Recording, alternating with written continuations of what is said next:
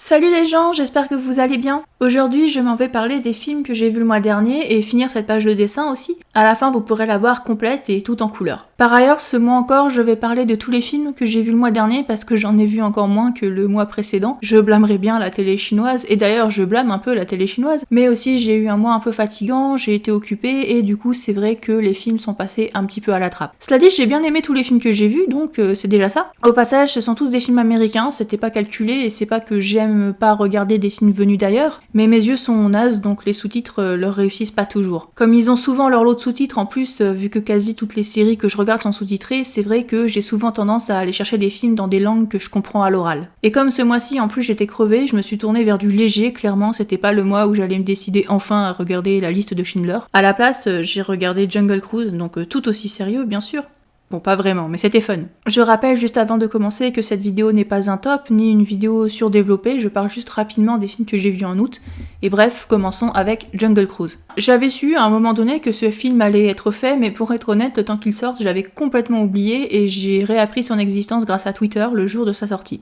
Et pour le coup, c'était vraiment parfait pour mon humeur. Le ton était très dans la lignée de Pirates des Caraïbes. Les deux sont adaptés d'attractions de Disneyland et font un mélange d'aventure, de fantastique, avec une touche d'horreur et des décors exotiques, même si j'ai bien compris, Jungle Cruise n'a pas du tout été filmé en Amazonie, mais dans le sud des États-Unis et en studio.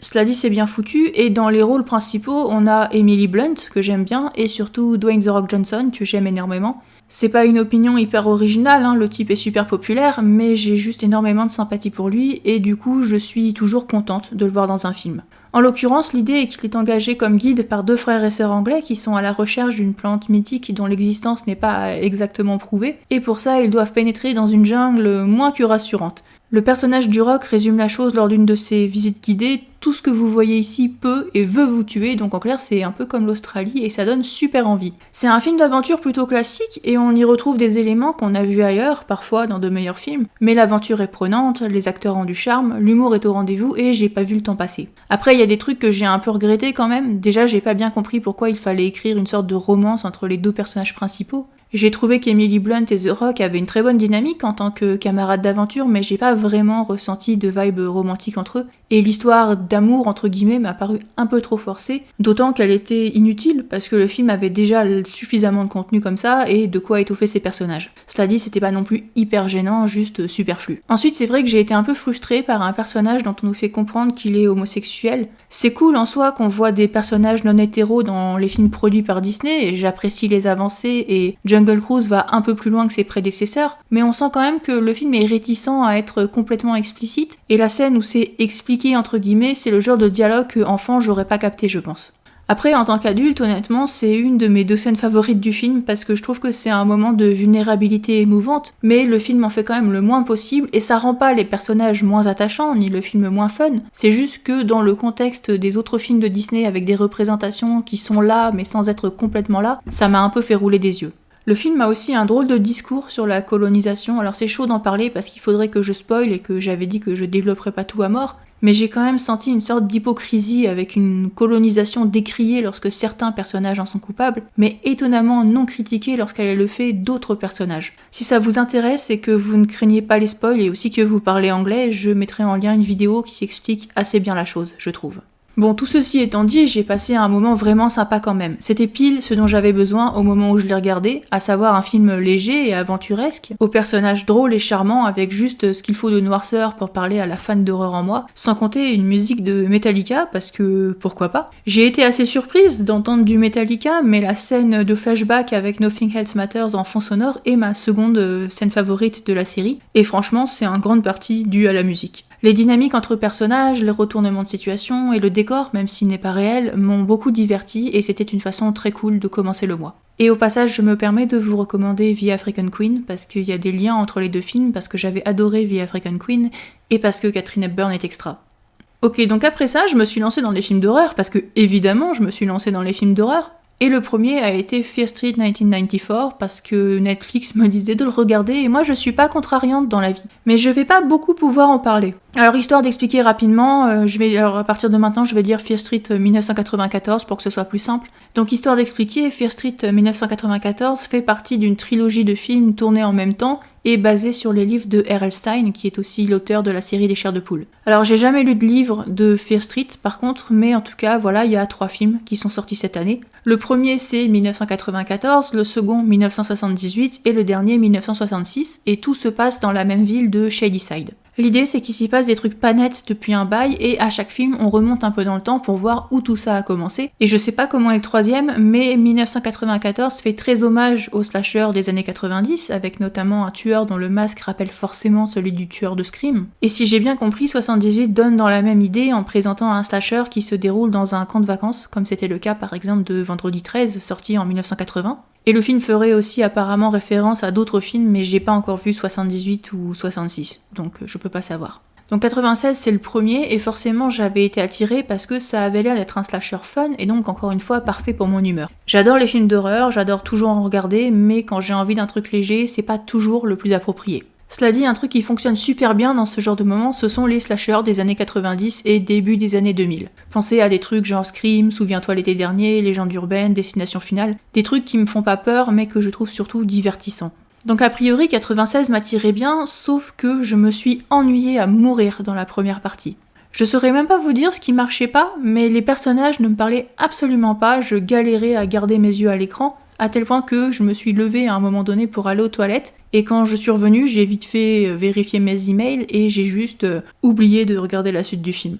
Et quand j'ai réalisé que je l'avais zappé, j'étais plus motivée, je me suis dit que tant pis, je le finissais pas. Sauf qu'après, j'ai vu une vidéo d'un youtubeur que j'aime bien, et je vous mettrai le lien dans la description, et lui aussi, il avait failli abandonner au milieu parce qu'il s'ennuyait à mourir, mais il avait persévéré, et il commençait à dire dans la vidéo qu'il en était parvenu, mais que dans la seconde partie, le film devenait franchement bon. Du coup, j'avais pas le choix, je suis allée terminer le film. Sauf que j'allais pas me retaper la première moitié, donc j'ai juste repris là où j'avais arrêté. Sauf que forcément, c'était chaud de re-rentrer dans le film vu qu'il s'était passé quasiment une semaine, et là, c'était pas la faute du film, c'était moi. Donc j'ai bien vu que oui, la seconde moitié est meilleure que la première. Déjà, le film se lance dans des directions que j'avais franchement pas vu venir.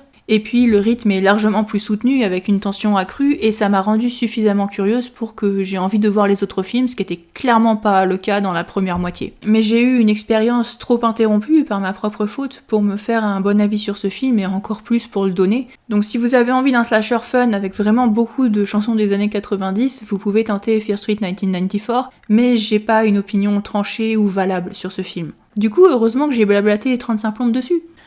Passons à Monster House. J'ai un gros faible pour l'horreur pour les enfants. Je vais me citer toute seule en répétant un truc que j'avais dit à propos du livre The Night Gardener, mais je crois que j'ai plus de peur en commun avec les enfants que les adultes. Moi j'ai peur du croque-mitaine, mais pas des serial killers. Et je pense aussi que comme ces histoires s'adressent au moins en partie à un public jeune, elles partent pas dans l'horreur hardcore, et souvent elles préfèrent l'ambigu, le creepy, et j'adore ça. En tout cas, ça faisait longtemps que j'entendais parler de Monster House, et à vrai dire, j'avais déjà tenté de regarder le film il y a quelques années déjà, mais j'avais bloqué sur le début parce que visuellement, on va pas se mentir, il y a des trucs qu'on vieillit.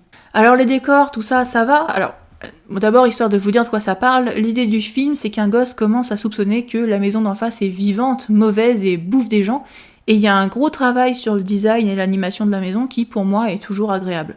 Le souci, ce sont les personnages, en fait. Le film date de 2005, c'est de l'animation par ordinateur et les visages font super peur par moments et c'est pas volontaire. À l'époque, ça m'avait repoussé, mais j'ai retenté et franchement, j'ai bien fait. Alors oui, c'est vrai, il y a des trucs dans l'animation qui ont vieilli, mais ça fourmille de bonnes idées et le film n'hésite pas à aller franchement dans l'horreur avec des séquences qui font froid dans le dos. C'est pas un coup à me filer des cauchemars, mais c'est juste assez sérieux pour pas paraître aseptisé et juste assez léger pour rester avant tout divertissant, d'autant que le film contient pas mal de comédie. Bon, après il y a des blagues qui marchent mieux que d'autres, parce que certaines sont assez reloues, mais ça maintient un ton pas trop stressant du coup. C'est con que j'ai regardé ça en août par contre, parce que ça aurait fait un bon film pour Halloween pour le coup, déjà parce que ça se passe à Halloween. Peut-être que je le reverrai en octobre 2022, on verra bien.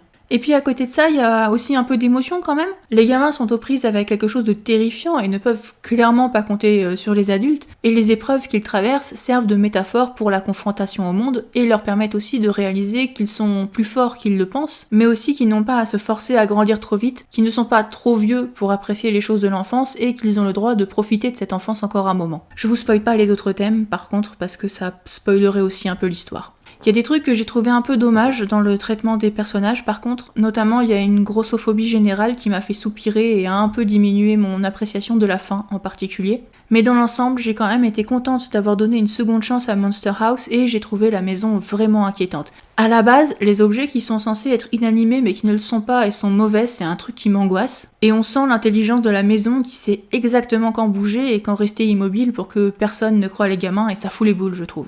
Il y a des scènes que je trouve franchement extra. Par exemple, il y en a une où, pendant la nuit, l'ombre de la maison coule dans la chambre du protagoniste et se transforme en main immense qui tâche de le saisir dans son sommeil et c'est une séquence cauchemardesque bien comme il faut. Donc voilà, c'est pas parfait, l'animation a un peu vieilli, il y a des trucs relous et dans la catégorie horreur animée pour jeune public, moi je préfère quand même Coraline ou Paranorman, mais j'ai passé un bon moment devant et après ça, j'étais toujours d'humeur à regarder de l'horreur nostalgique ou rétro et je me suis donc tournée vers Summer of 94 que j'ai trouvé très sympathique.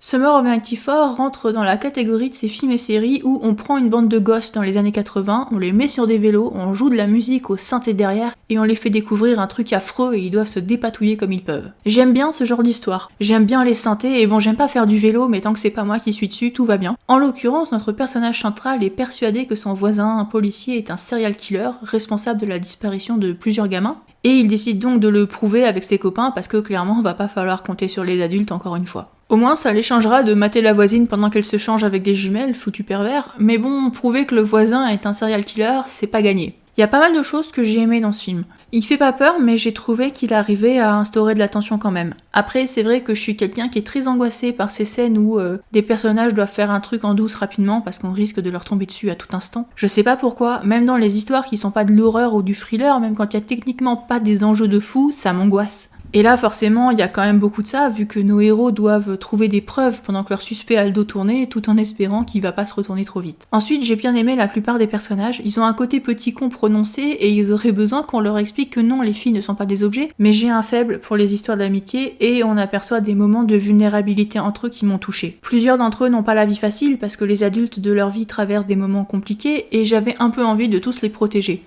J'ai des réserves par contre sur le personnage féminin parce que, alors c'est pas parce qu'elle est pas sympathique, mais j'ai trouvé son inclusion dans le groupe assez subite et pas naturelle du tout. Ça faisait artificiel à mes yeux et ça a pas bien fonctionné, bien que je n'ai rien contre le personnage en soi. Dans l'ensemble, j'ai quand même bien accroché à la bande centrale et je me suis frustrée avec eux que personne ne les écoute, même si forcément il y avait aussi la possibilité qu'ils se plantent complètement depuis le début. Le film a aussi un côté assez sombre, c'est chaud d'en parler sans spoiler, mais mettons qu'il frappe plus dur que je m'y étais attendue.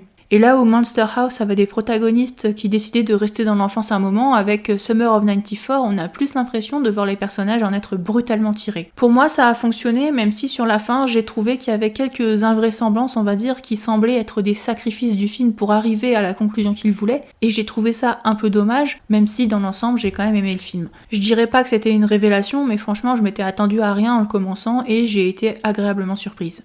Donc comme vous pouvez le constater, malgré un cruel manque de caca de Lemmings, j'ai eu un mois bien plus satisfaisant que le précédent. J'ai pas vu grand chose, et je dirais pas que j'ai regardé des chefs-d'œuvre, mais même si Fear Street 1994 a été un peu gâché par moi-même en fait, tous les films que j'ai vus tombaient bien et ont bien fait leur boulot.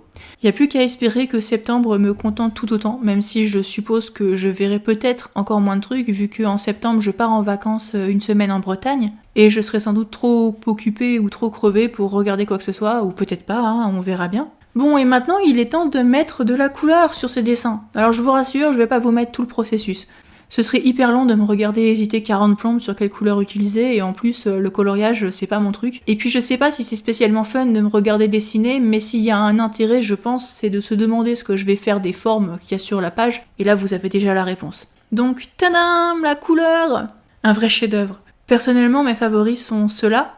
Je serais curieuse de savoir lesquels vous préférez, vous. Enfin, si vous avez des favoris, bien entendu, hein, c'est pas forcé. Peut-être que vous les trouvez tous nuls ou tous extraordinaires, je ne sais pas. En tout cas, c'est la fin de cette vidéo, du coup je vous souhaite une bonne matinée, une bonne journée, une bonne soirée, une bonne tout ce que vous voulez, et je vous dis au mois prochain pour plus de films et une nouvelle page de dessin.